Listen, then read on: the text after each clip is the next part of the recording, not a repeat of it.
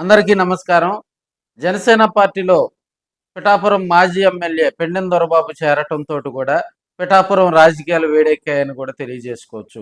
Pithapuram వర్మకు MLC ఇస్తారని కూడా 2024 ఎన్నికల ముందు కూడా జనసేన అదేవిధంగా తెలుగుదేశం పార్టీ ఇద్దరు కూడా నచ్చచెప్పి అక్కడ పవన్ కళ్యాణ్ గారిని పోటీ చేయించడం జరిగింది. అంటే కూటమి దానికి సీట్ల సర్దుబాటులో భాగంగా పిఠాపురం సీటు పవన్ కళ్యాణ్ గారికి దక్కడం జరిగింది. అక్కడ పవన్ కళ్యాణ్ గారు కూడా బంపర్ మెజార్టీతో గెలుపొందడం, రాజకీయాల్లో చక్రం తిప్పడం జరిగింది.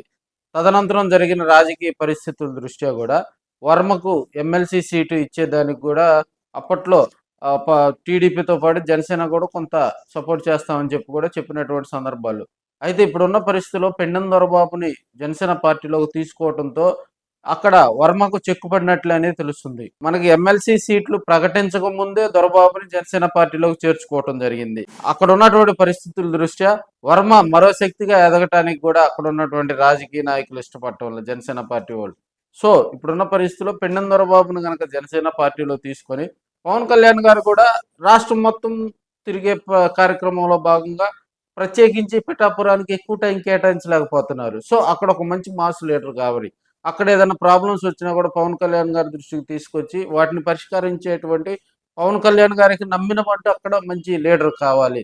సో అక్కడ ఉన్నటువంటి లీడర్ని తీసుకొని ఆయనకు బాధ్యతలు కనుక అప్పచెబితే రాబోయే రోజుల్లో జనసేన పార్టీకి ప్లస్ అవుతుందని అధినేత పవన్ కళ్యాణ్ గారు ఆదేశించిన దరిమిలా ఆయన్ను దొరబాబును పార్టీలోకి తీసుకోవటం జరిగింది.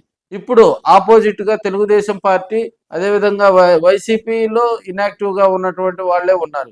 తెలుగుదేశం పార్టీలో వర్మ కంటూ అక్కడ ఒక బ్రాండ్ ఉంది. 2009, 2014, 2019 ఎన్నికల్లో కూడా అక్కడ తెలుగుదేశం పార్టీ తరఫున 3 సార్లు వర్మ పోటీ చేయడం జరిగింది. 2014లో తెలుగుదేశం పార్టీ అధికారంలోకి రావటం, వర్మ గెలుపొందటం కూడా రాజకీయంగా వర్మ ఎదిగేందుకు కూడా పిఠాపురం కాన్స్టిట్యున్సీలో వర్మ కంటూ ఒక బ్రాండ్ క్రియేట్ చేసుకున్నారు.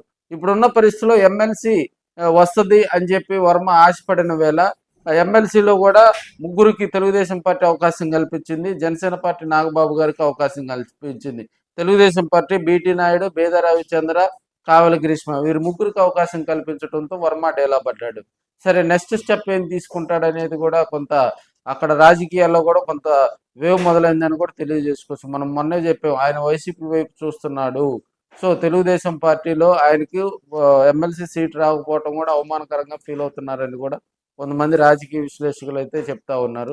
రాబోయే రోజుల్లో రాజకీయాలు మారుతాయని కూడా తెలియజేసుకోవచ్చు.